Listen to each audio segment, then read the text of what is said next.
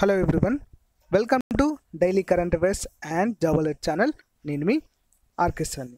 Friends, ఈరోజు మనము 30th April 2019కి సంబంధించినటువంటి daily current affairs and at the same time GK పార్ట్ను కూడా మనం ఈ క్లాస్లో చర్చించుకోబోతున్నాం. ఫ్రెండ్స్, చాలా ఇంపార్టెంట్. ఫ్రెండ్స్, ఇది ఆర్కే ట్యూటోరియల్ తరపున క్రియేట్ చేసినటువంటి రెండవ ఛానల్. ఫ్రెండ్స్, ఇందులో కేవలం current affairs and job alerts మాత్రమే ఉంటాయి. సో ఫ్రెండ్స్, అందరు కూడా సబ్స్క్రైబ్ చేయండి, మీ ఫ్రెండ్స్కి కూడా షేర్ చేయండి ఫ్రెండ్స్. ఎందుకంటే చాలామందికి ఇందులో కరెంట్ అఫైర్స్ చేస్తున్నట్లుగా తెలియదు ఫ్రెండ్స్. ఓకేనా? సో ఇందులో డైలీ కరెంట్ అఫైర్స్, అంతేకాకుండా weekly, monthly, 6 months and yearly current affairs కూడా అప్లోడ్ చేయడము జరుగుతుంది. అంతేకాకుండా మాక్ టెస్ట్లు కూడా కండక్ట్ చేయడము జరుగుతుంది ఫ్రెండ్స్, ఇప్పటి నుంచి రెగ్యులర్గా. ఓకేనా? క్లాస్లోకి వెళ్దాం. ముందుగా అంతర్జాతీయ, జాతీయ, ఇతర ముఖ్యాంశాలకు సంబంధించినటువంటి కరెంట్ అఫైర్స్ చూద్దాం. ఫస్ట్ క్వశ్చన్: దుబాయ్లో నివసిస్తున్న సాయినాథ్ అనే వ్యక్తి రూపొందించిన ఎంబ్యాక్ క్లీనర్ అగ్రిబ్యాట్ అనేది ఏ పరికరాలు? ఆన్సర్ వచ్చేసి ఆప్షన్ ఏ రోబోట్. ఇవి ఒక రోబోట్స్గా మనము చెప్పుకోవచ్చు. సో వివరాలు చూద్దాం ఫ్రెండ్స్. అబుదాబిలో నివసిస్తున్న సాయినాథ్ మణికందన్ అనే భారతీయ విద్యార్థి 2 వేర్వేరు పర్యావరణరహిత రోబోలకు రూపకల్పన చేశారు. సముద్రంలోని ప్లాస్టిక్ వ్యర్థ పదార్థాలను ఏరివేయడానికి ఎంబ్యాక్ క్లీనర్, వ్యవసాయంలో ఉపకరించే అగ్రిబాట్ అనే 2 వినూత్న రోబోలను తయారు చేశారు. ప్రస్తుతం ఇతడు జేమ్స్ యునైటెడ్ ఇండియన్ స్కూల్లో విద్యాభ్యాసం చేస్తున్నాడని ఖలీజ్ టైమ్స్ పేర్కొంది. నెక్స్ట్ వన్: ఇటీవల ఏ దేశం అత్యంత ప్రతిష్టాత్మకంగా చేపట్టిన మూన్ మిషన్ విఫలమవడము జరిగింది? మరి ఆ దేశం పేరేంటి? ఆన్సర్ వచ్చేసి ఆప్షన్ బి ఇజ్రాయెల్. వివరాలు చూద్దాం. చిన్న దేశం పెద్ద కలలు అని పేర్కొంటూ ఇజ్రాయెల్ అత్యంత ప్రతిష్టాత్మకంగా చేపట్టిన మూన్ మిషన్ విఫలమైంది. చంద్రుని ఉపరితలంపై దిగేందుకు ఉద్దేశించిన బెరేషిట్ అంతరిక్ష నౌకలో చివరి దశలో సాంకేతిక లోపాలు తలెత్తాయి. దీంతో ఇది చంద్రుని ఉపరితలంపై మరి కాసేపట్లో దిగుతుండగా కుప్పకూలింది. నెక్స్ట్ వన్: ఇటీవల బాంబ్ అనే పేరు గల తుఫాను ఏ దేశాన్ని అతలాకుతలం చేసింది? Answer option C America. వివరాలు చూద్దాం. అమెరికాను బాంబ్ తుఫాను వణికిస్తోంది. నెల రోజుల వ్యవధిలోనే రెండోసారి వచ్చిన తుఫానుతో దక్షిణ డకోటాలో విద్యుత్ సరఫరాకు అంతరాయము ఏర్పడింది. కొలరాడో నుంచి మినసోటా వైపునకు రవాణాకు ఇబ్బందులు ఎదురయ్యాయి. వాతావరణ పీడనాల్లో ఆకస్మిక తగ్గుదల వల్ల తుఫాను వేగంగా బలపడుతుందని అధికారులు తెలిపారు. నెక్స్ట్ వన్: ఇటీవల ప్రధాని నరేంద్ర మోదీ ఏ దేశ అత్యున్నత పురస్కారమైన order of Saint Andrew the apostle అనేటువంటి ప్రత్యేకమైనటువంటి పురస్కారము లేదా అవార్డు అందుకున్నారు? మరి ఏ దేశము ఈ పురస్కారాన్ని అందచేయడం జరిగింది? Answer option D Russia. వివరాలు చూద్దాము. నరేంద్ర మోదీకి మరో ప్రతిష్టాత్మక అవార్డు దక్కింది. Order of Saint Andrew the apostle అవార్డును ఈ ఏడాది భారత ప్రధాని మోదీకి ఇవ్వనున్నట్లుగా రష్యా రాయబార కార్యాలయం శుక్రవారం వెల్లడించింది. Order of Saint Andrew the apostle Russia దేశ అత్యున్నత పురస్కారం. 2 దేశాల మధ్య వ్యూహాత్మక భాగస్వామ్యాన్ని ప్రోత్సహించడంలో అసాధారణ సేవలు అందించినందుకు గాను ఈ అవార్డును అందిస్తున్నట్లుగా రష్యా ఎంబసీ ఒక ప్రకటనలో తెలియచేయడము జరిగింది. నెక్స్ట్ వన్: మన దేశంలో జనాభా వార్షిక సగటు 2010 నుంచి 2019 మధ్య కాలంలో ఎంత శాతంగా ఉన్నట్లుగా ఐక్యరాజ్య సమితి జనాభా నిధి UNPF నివేదిక తెలిపింది? సో ఆన్సర్ వచ్చేసి ఆప్షన్ ఏ 1.2%. వివరాలు చూద్దాము. మన దేశంలో 2010 నుంచి 2019 మధ్య జనాభా వార్షిక సగటు 1.2% ఉన్నట్లుగా ఐక్యరాజ్య సమితి జనాభా నిధి UNPF నివేదిక తెలిపింది. ఇదే కాలంలో చైనాలో పెరుగుదల 0.5% మాత్రమే. అంటే మన దేశం జనాభా పెరుగుదల రెట్టింపు కంటే ఎక్కువగా ఉంది. 142 కోట్ల జనాభాతో చైనా ప్రపంచంలోనే ప్రథమ స్థానంలో ఉండగా 136 కోట్ల మందితో భారతదేశము ద్వితీయ స్థానంలో కొనసాగుతుంది. నెక్స్ట్ వన్: దేశవ్యాప్తంగా సాధారణ ఎన్నికలు జరుగుతున్న సందర్భంగా ప్రధాని నరేంద్ర మోదీ ప్రసంగాలకు సంబంధించిన ఏ ఛానల్ పైన ఎన్నికల సంఘము ఆంక్షలు విధించింది? అయితే ఆ ఛానల్ పేరేంటి? ఆన్సర్ ఆప్షన్ బి నమో టీవీ. వివరాలు చూద్దాం. ప్రధాని నరేంద్ర మోదీ ప్రసంగాలు, బీజేపీ అనుకూల వార్తలను ప్రచారం చేస్తున్న నమో టీవీపై ఎన్నికల సంఘం ఆంక్షలు విధించింది. రాజకీయ సంబంధమైన ప్రచారాన్ని ప్రసారం చేయరాదు అని ఈసీ స్పష్టం చేసింది. ఎటువంటి సమాచారమైన సర్టిఫికేట్ పొందిన తర్వాతనే ప్రసారం చేయాలని ఈసీ చెప్పింది. సర్టిఫికేట్ లేకుండా ప్రసారమవుతున్న రాజకీయ ప్రచార సమాచారాన్ని వెంటనే తొలగించాలని ఈసీ ఆదేశించింది. నమో యాప్లో భాగంగానే నమో టీవీని నడుపుతున్నట్లుగా బీజేపీ తెలియచేయడము జరిగింది. నెక్స్ట్ వన్, ఇటీవల ప్రపంచ డ్రెస్ ఫోటోగ్రఫీ అవార్డును అందుకున్న జాన్ మూరే ఏ దేశస్థుడు? ఆన్సర్ ఆప్షన్ సి, అమెరికా దేశస్థుడు. సారీ ఫ్రెండ్స్, ఇది ప్రెస్ ఫోటోగ్రఫీ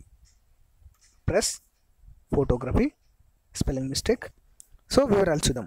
హృదయాన్ని చెలింపచేసేలా నిస్సహాయక స్థితిలో ఉన్న పసిపాప ఏడుపుతో కూడిన ఓ ఫోటో ప్రపంచ ప్రెస్ ఫోటోగ్రాఫ్ అవార్డును గెలుచుకుంది. గతేడాది సెంట్రల్ అమెరికాలోని హోండురాస్ దేశానికి చెందిన తల్లి శాండ్రా సాంచెజ్, ఆమె చిన్నారి కూతురు యానైలా అక్రమంగా యుఎస్ మెక్సికో సరిహద్దును దాటేందుకు ప్రయత్నించారు. వీరిని యుఎస్ సరిహద్దు అధికారులు కస్టడీలోకి తీసుకున్నారు. వాషింగ్టన్ తీసుకువచ్చిన వివాదాస్పద విధానం వేలాది మంది వలసదారులు, వారి పిల్లలను వేరు చేసింది. ఆ సమయంలో ఏడుస్తున్న చిన్నారి చిత్రాన్ని జట్టి ఫోటోగ్రాఫర్ జాన్ మూరే తీశారు. ఈ ఫోటో ప్రపంచవ్యాప్తంగా విపరీతంగా ప్రచురితమైంది. ఓకే ఫ్రెండ్స్, ఇంతటితో మనము జాతీయ, అంతర్జాతీయ మరియు ఇతర అంశాలకు సంబంధించినటువంటి వివరాలు చూసాము. ఇప్పుడు తెలంగాణ రాష్ట్రానికి సంబంధించిన ముఖ్య వివరాలు లేదా కరెంట్ అఫైర్స్ ఏ విధంగా ఉన్నాయో చూద్దాం. మొదటి క్వశ్చన్, రాష్ట్రంలోని విద్యుత్ ఉత్పత్తి సరఫరాలను మరింత పటిష్టం చేసేందుకు గాను రాష్ట్ర ప్రభుత్వ ప్రతినిధులు ఏ దేశంలోని అండర్ గ్రౌండ్ విద్యుత్ వ్యవస్థను పరిశీలించేందుకు వెళ్లారు?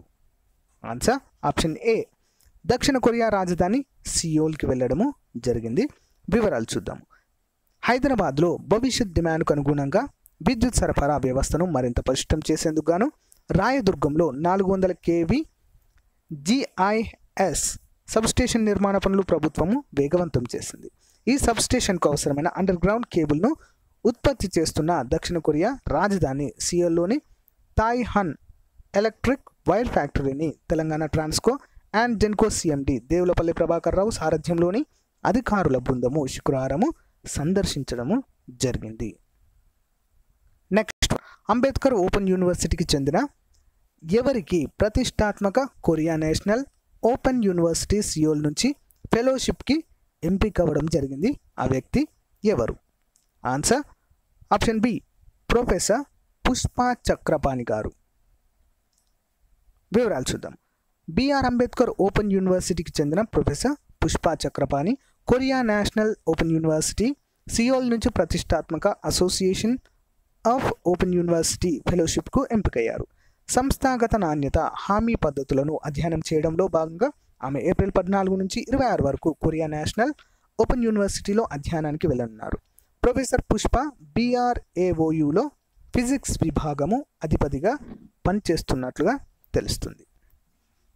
నెక్స్ట్ వన్, ఉమ్మడి ఆంధ్రప్రదేశ్లో ప్రెస్ అకాడమీ చైర్మన్గా పనిచేసిన పివి వాసుదేవ దీక్షితులు ఇటీవల ఎక్కడ మరణించారు?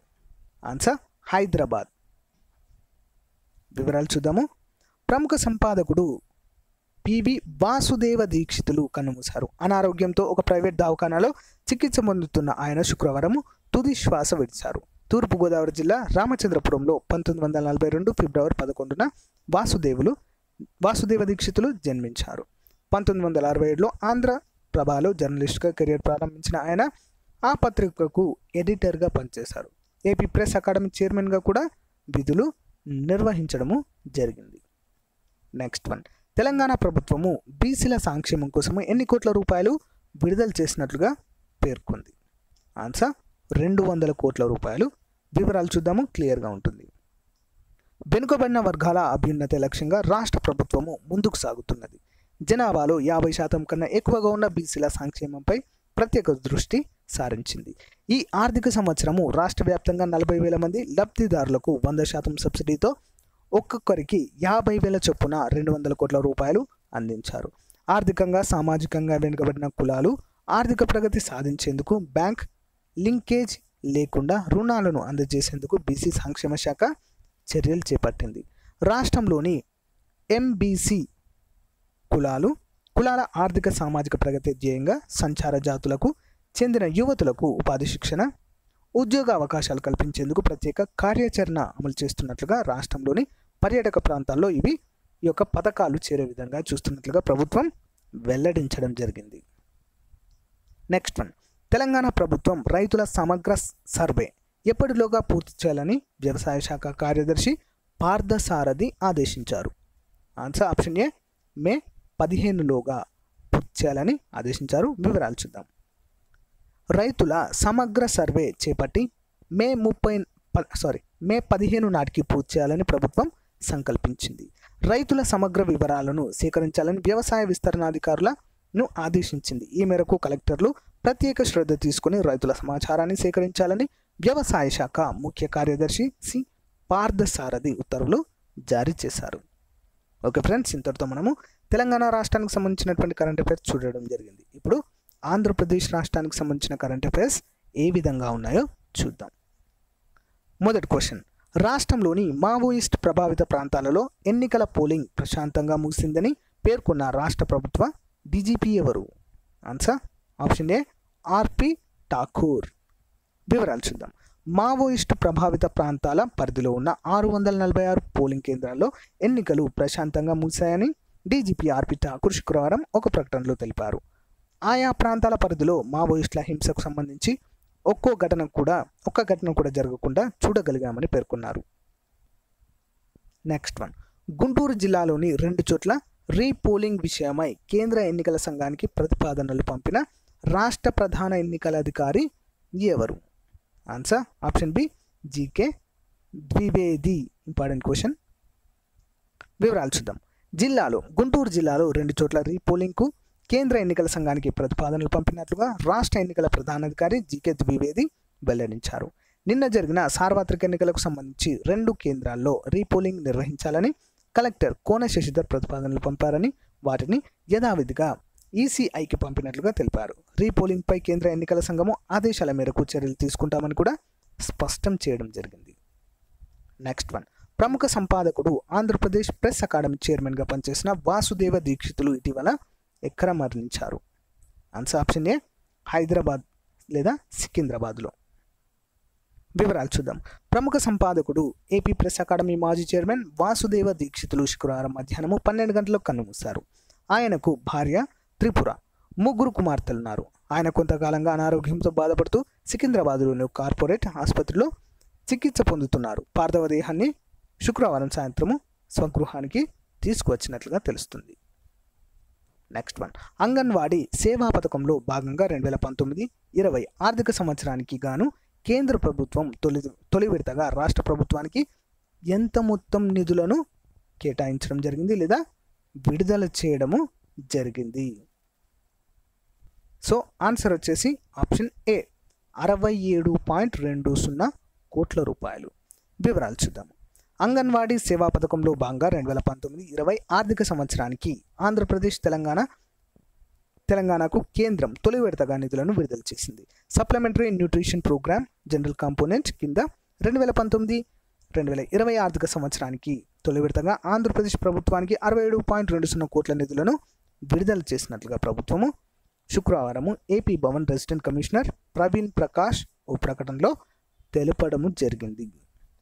నెక్స్ట్ వన్, ఎవరి నేతృత్వంలో ఆంధ్రప్రదేశ్ పునర్విభజన చట్టము అమలుపై కేంద్ర హోంశాఖ ప్రత్యేక సమావేశము ఏర్పాటు చేసింది? ఆన్సర్ వచ్చేసి ఆప్షన్ ఏ, హోంశాఖ ప్రత్యేక కార్యదర్శి సత్పాల్ చౌహాన్. వివరాలు చూద్దాము. ఆంధ్రప్రదేశ్ పునర్విభజన చట్టము అమలుపై కేంద్ర హోంశాఖ ప్రత్యేక సమావేశం ఏర్పాటు చేసింది. హోంశాఖ ప్రత్యేక కార్యదర్శి సత్పాల్ చౌహాన్ నేతృత్వంలో భేటీ జరుగుతుంది. పునర్విభజన చట్టంతో సంబంధం ఉన్న అన్ని శాఖల అధికారులు సమావేశానికి హాజరయ్యారు. తెలంగాణ నుంచి రామకృష్ణారావు, వేదాంతం గిరి, ఏపీ నుంచి నీరబ్ కుమార్, కరికాల వలవన్, దమయంతి, ఆరోగ్యరాజ్, ప్రేమ్ చంద్రారెడ్డి తదితరులు హాజరయ్యారు. విభజన చట్టము 13వ షెడ్యూల్ అమలుపై అధికారులు భేటీలో ప్రత్యేకంగా చర్చించనున్నారు. అదేవిధంగా విభజన చట్టంలోని పెండింగ్ అంశాలపై అధికారులు చర్చించనున్నట్లుగా సమాచారం. ఓకే ఫ్రెండ్స్, ఇంతటితో మనము అంతర్జాతీయ, జాతీయ, ఇతర అంశాలు మరియు 2 తెలుగు రాష్ట్రాలకు సంబంధించినటువంటి ముఖ్యమైన కరెంట్ అఫైర్స్ని మనం ఈ క్లాస్లో చూడడం జరిగింది. అదేవిధంగా ఇప్పుడు మనము జనరల్ నాలెడ్జ్ లేదా జీకేకి సంబంధించినటువంటి టాపిక్ ప్రతి కరెంట్ అఫైర్స్ ఎండింగ్లో మనం చెప్పుకుంటున్నాం. సో ఈరోజు టాపిక్ వచ్చేసి computer languages. So friends, group 4 లెవెల్లో 1 మార్క్ కంపల్సరిగా వచ్చేటువంటి క్వశ్చన్ ఫ్రెండ్స్. ఇవి కంప్యూటర్ క్వశ్చన్స్ ఇలా అడిగేసి దానికి ఫుల్ ఫామ్ లేదా అబ్రివేషన్ అడిగేటువంటి అవకాశం ఉంటుంది కాబట్టి చూడాలి. సో బేసిక్, మొదటిది basic. Binaries, beginners, all purpose symbolic instruction code. Basic అంటే ఏంటి? Beginners all purpose symbolic instruction code. Next కోబాల్, common business oriented language. Next Fortran, formula translation. ALGOL, algorithmic language. PL/1, programming language 1. Next Prolog, programming in logic. Fortran, formula translation. Next Pascal and Logo. ఇవన్నీ కూడా computer యొక్క languages. So friends, ఇంతటితో మనము 30th April 2019కి సంబంధించినటువంటి current అఫైర్స్ని చూడడం జరిగింది. So friends, నా క్లాస్ కనుక మీకు నచ్చినట్లయితే లైక్ చేయండి, మీ ఫ్రెండ్స్తో షేర్ చేయండి. సో ఫ్రెండ్స్, మీ ఫ్రెండ్స్ అందరు కూడా షేర్ చేయండి ఫ్రెండ్స్, ఎందుకంటే ఇది మనం క్రియేట్ చేసినటువంటి కొత్త ఛానల్ కనుక చాలామందికి తెలియకపోవచ్చు. సో మీరు షేర్ చేసినట్లయితే అందరికీ రీచబిలిటీ అనేది ఉంటుంది. Thank you friends, thank you for your time. Have a nice day. Bye.